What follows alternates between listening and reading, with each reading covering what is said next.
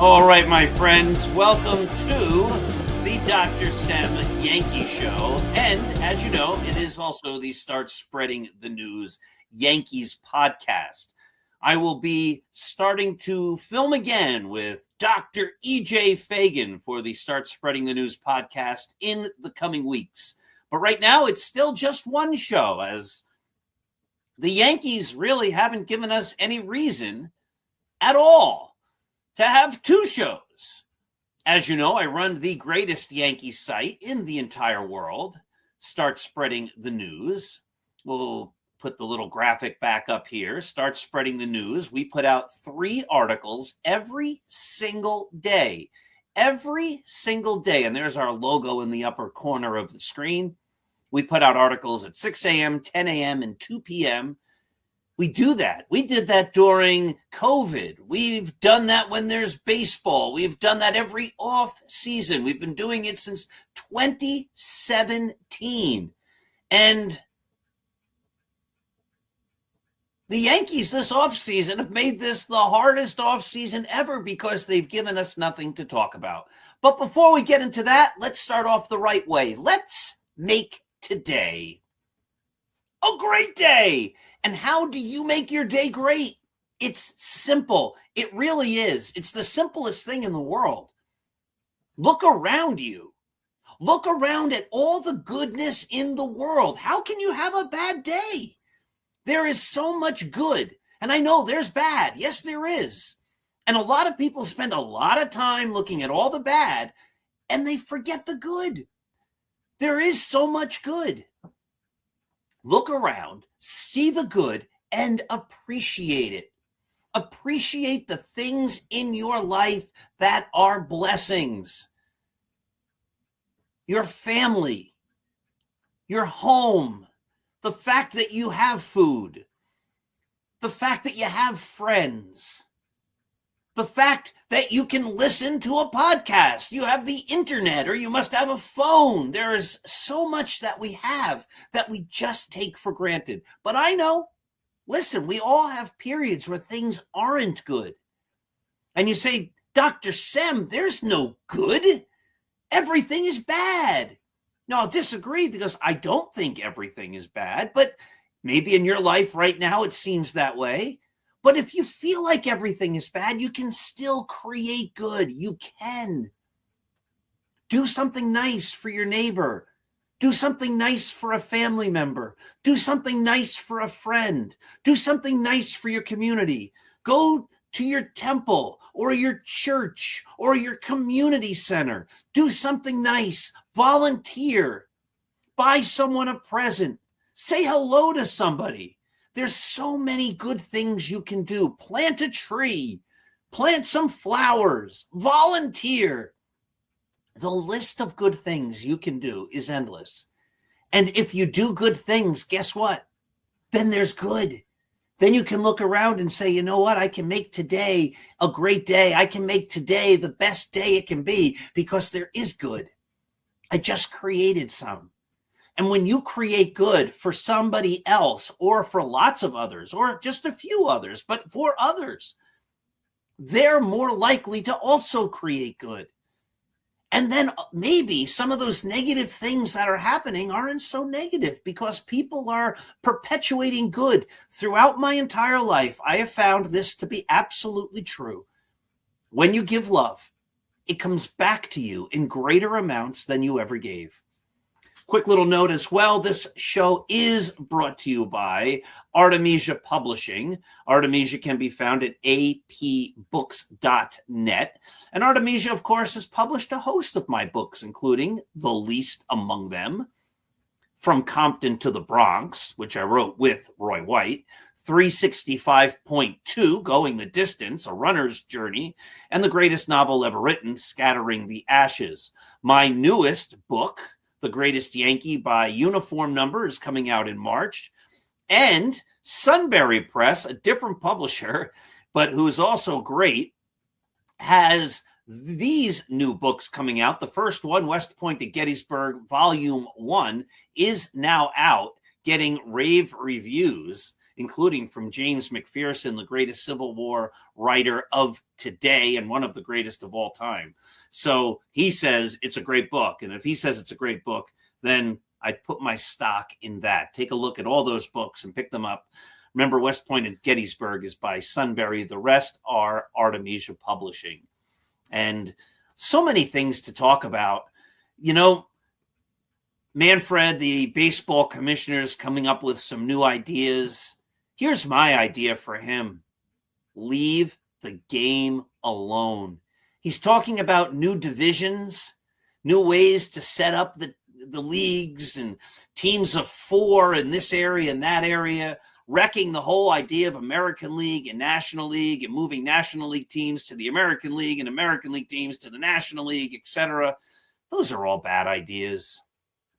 He's talking about an in-season tournament. That's a terrible idea. He's talking about splitting the season and having a first half winner and a second half winner.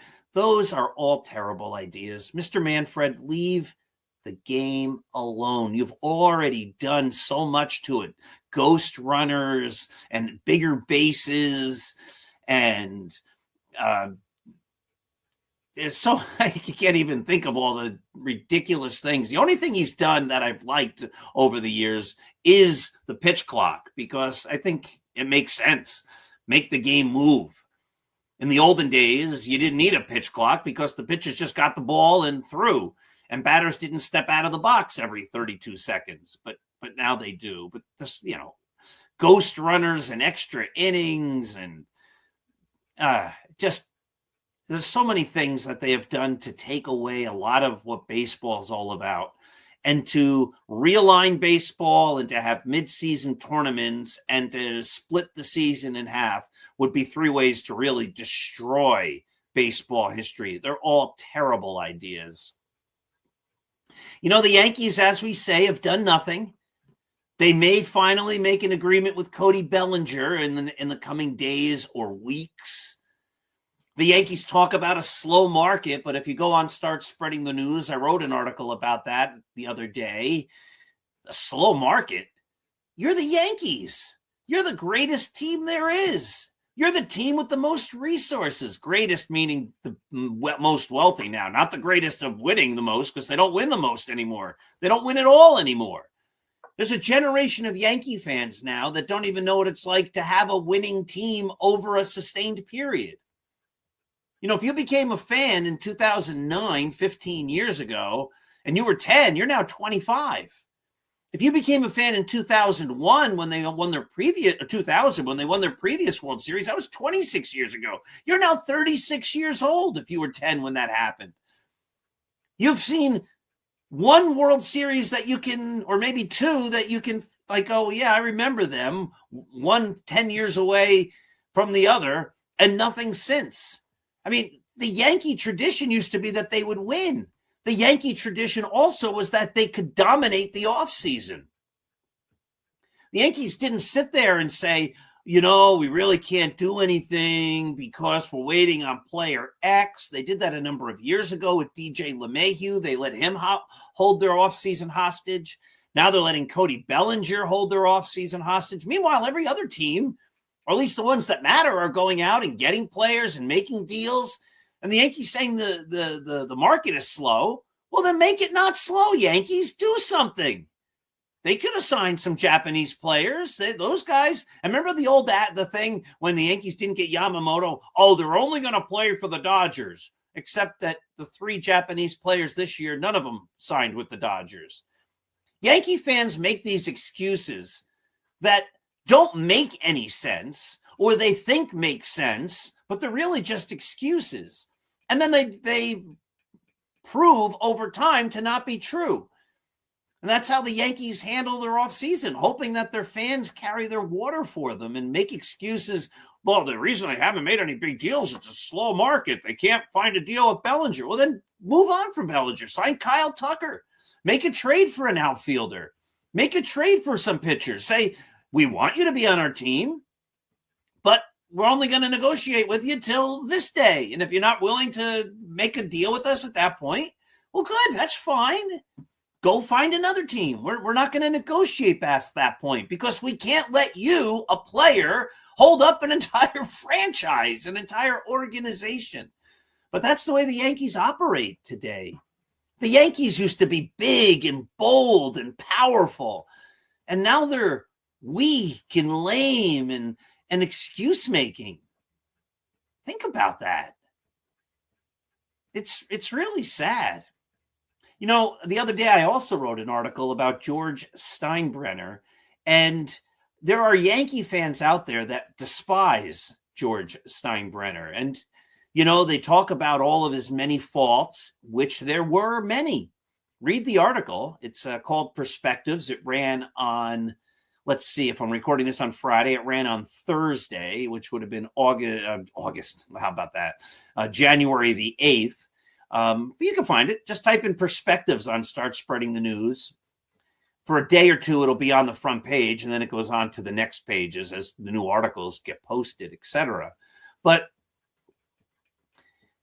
some fans hate George Steinbrenner, but I just made the point that I think a lot of the critique of Steinbrenner, not the suspensions, not the bad things he did, not the Howard Spira stuff, not the firing managers and general managers and pitching coaches and all that chaos.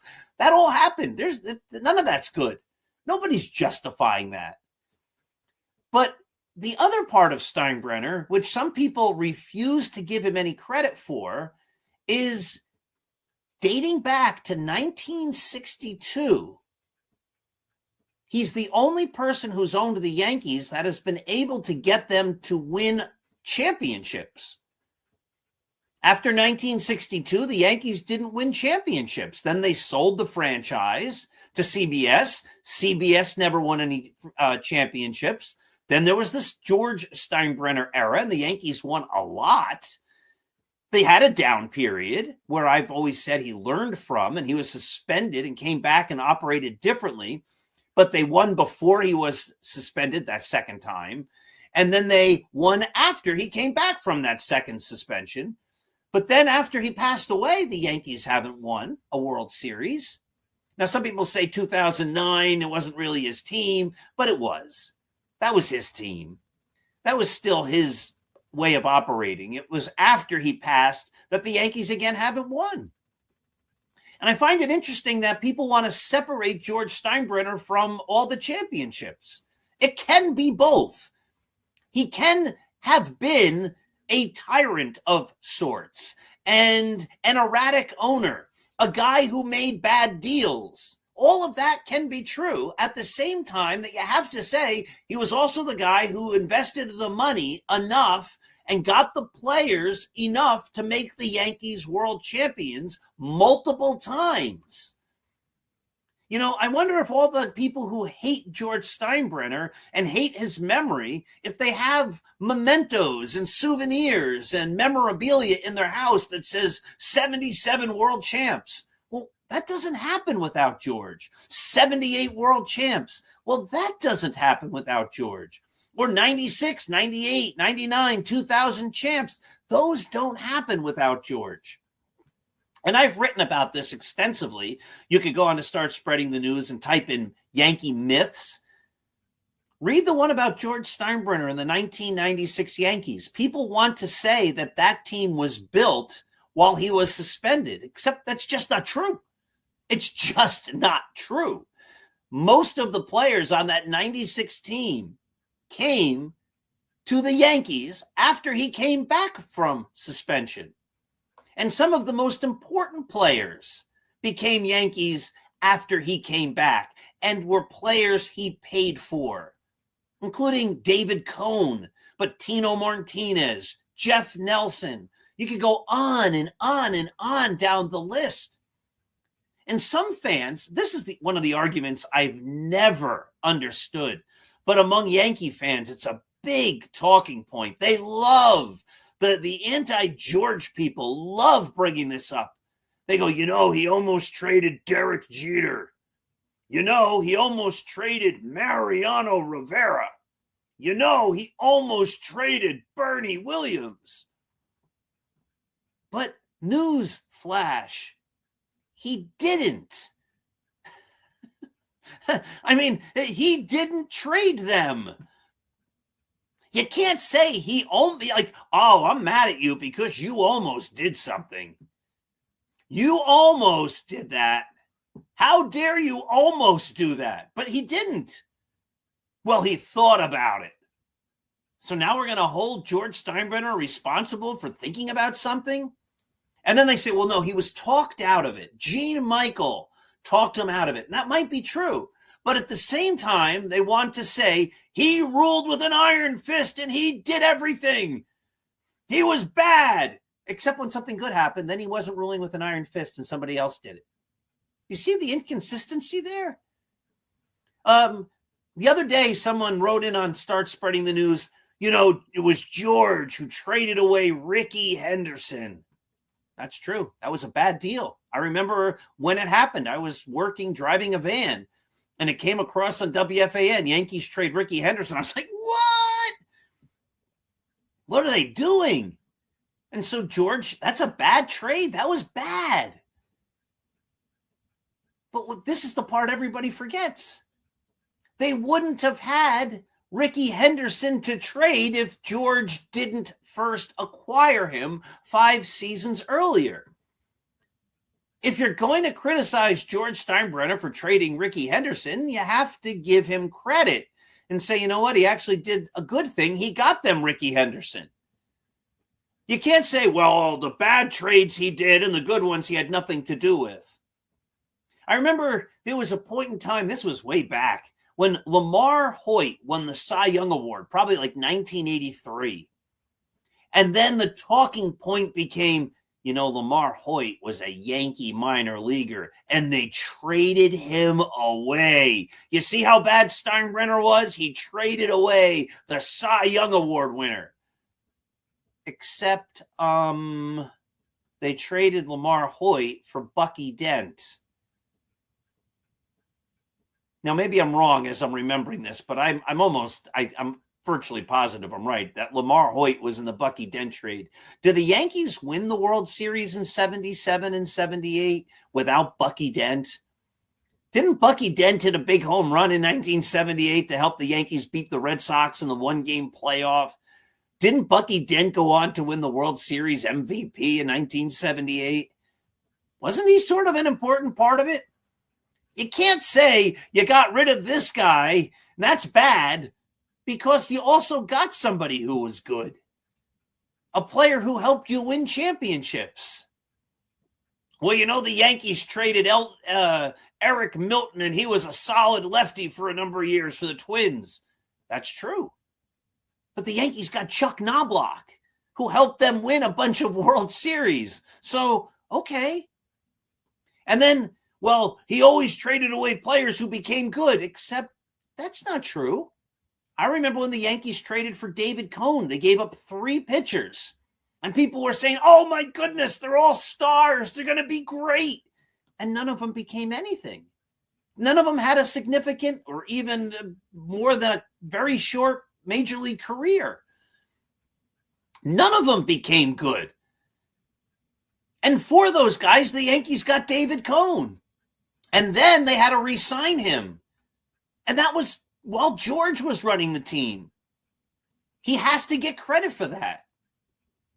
It's not all bad when it comes to George Steinbrenner. And so I wrote about that the other day. He didn't do a lot of good things. We know that. There was chaos. It wasn't fun.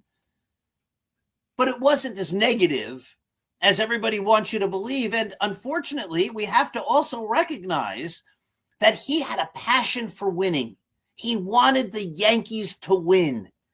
And they did win. Could you imagine George Steinbrenner having an off season like they've just had? Well, we're waiting on Cody Bellinger. We really want him, and we're just far apart. And so the negotiations are taking a long time, and we really can't do anything until we figure that out. Do you think George Steinbrenner would have let something like that go on? A player holding the team hostage? As I recall, Reggie Jackson, when he came to the Yankees, said, I came to the Yankees because George out-hustled everyone else. That's how we win, folks. Winners get the job done, period.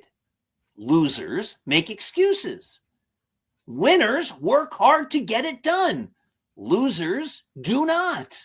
And they find reasons, excuses, for the fact that they can't get the job done.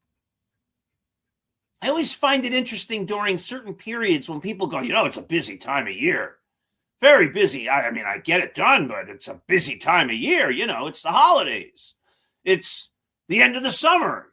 It's the beginning of the summer.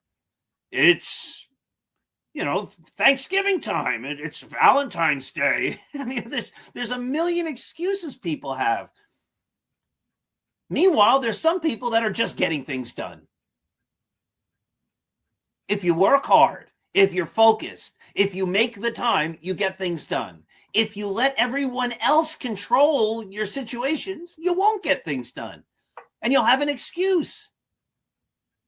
As a Yankee fan, I'm tired of the Yankees having excuses. I want them to win.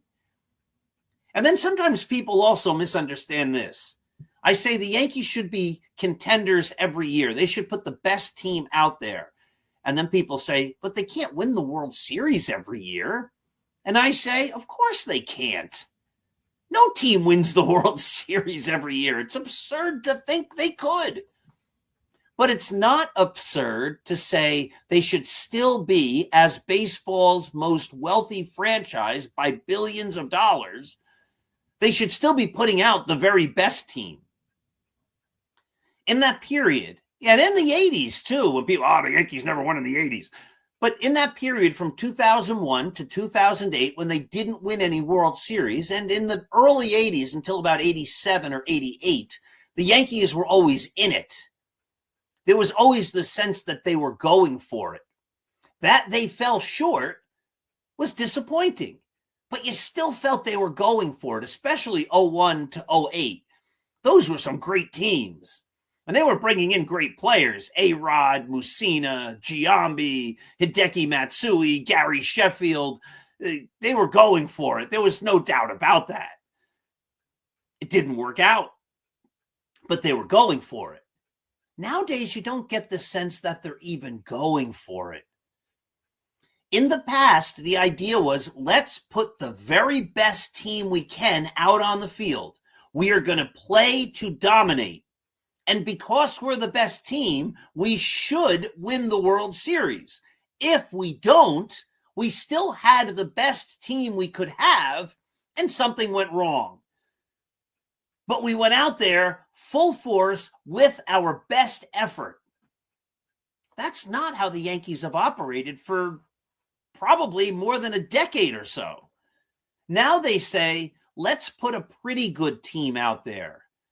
And maybe because the postseason is a crapshoot, anything could happen and you never know, maybe things will fall just right. If Garrett Cole gets hot, if Aaron Judge gets hot, Giancarlo Stanton's had some big postseasons. If he could get hot, maybe somebody can carry the team and we can win the World Series, even if we're not the best. See, nowadays they try to find a way to hope to win.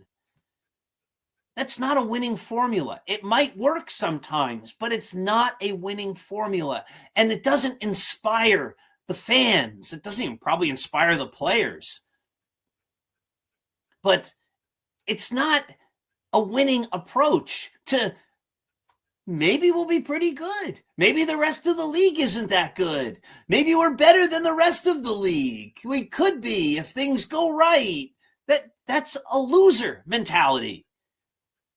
The old way used to be we're going to put the best team out there, and we should, if everything goes right, still win it all. We should win it because we're the best. Now, sometimes we don't win it all, but we're still the best. At least we have the best possible chance. It's striving for greatness or striving for pretty goodness. Let's be pretty good. And I find it funny that some people are satisfied with that. When you go to your doctor, do you say, are you the best doctor?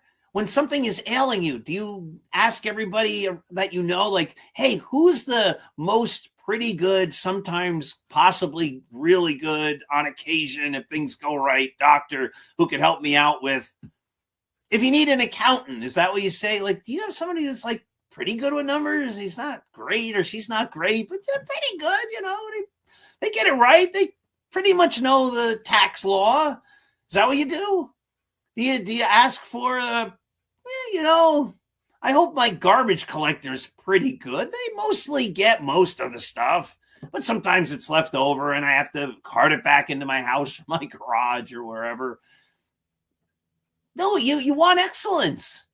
You want excellence from your doctor, from your librarian, from your kids' teachers, from your principal, from your accountant, from your lawyer, from the mechanic for your car. You expect these people to be excellent. And that's the way the Yankees used to operate. We're the Yankees. We're the best. And now, we're pretty good. If everything comes back, if Garrett Cole comes back, it's like getting an ace pitcher maybe by the middle of the year. If Anthony Volpe doesn't get hurt, maybe he can possibly hit. He could be good. Maybe Austin Wells can learn to hit lefty pitching well, and maybe he can become a really good hitter. Maybe Ben Rice kind of continues to improve. Does that inspire you as a Yankee fan? That would inspire me as a Red Sox fan. Like, they're not going for it again. Good. That makes my team have a better chance.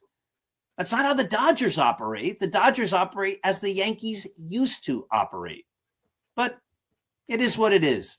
In the end, the good news is it's just baseball. It's something to talk about. It's a way to pass the time. It's a way to have some fun.